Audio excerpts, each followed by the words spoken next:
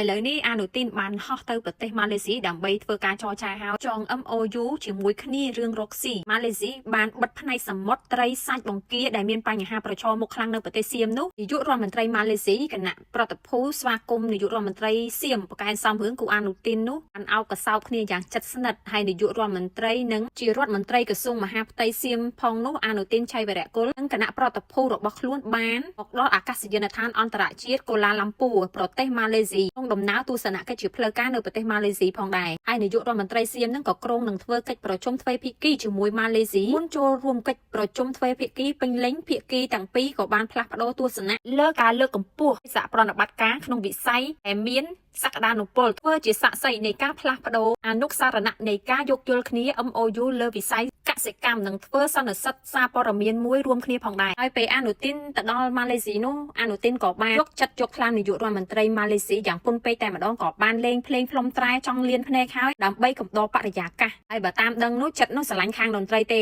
តែម៉ែបខំឲ្យធ្វើនាយករដ្ឋមន្ត្រីក៏ធ្វើនាយករដ្ឋមន្ត្រីទៅគេជេរគេស្អប់ពេញប្រទេសសៀមតែម្ដងវីដេអូនេះដែរខ្ញុំនិយាយតពីបញ្ហាវីដេអូមុនរឿងបញ្ហាពលរដ្ឋសៀមបានដាក់កំហិតឲ្យអានូទីនដោះស្រាយរឿងបង្គារយៈពេល7ថ្ងៃឥឡូវអានូទីនមកក្រាបលួនអង្វរម៉ាឡេស៊ីហើយបីឲ្យយកបង្គានិងត្រីសាច់របស់សៀមនឹងចូលម៉ាឡេស៊ីវិញអញ្ចឹងបងប្អូនកុំភ្លេច share វីដេអូខ្ញុំម្នាក់មួយផងអរគុណបងប្អូនទាំងអស់គ្នា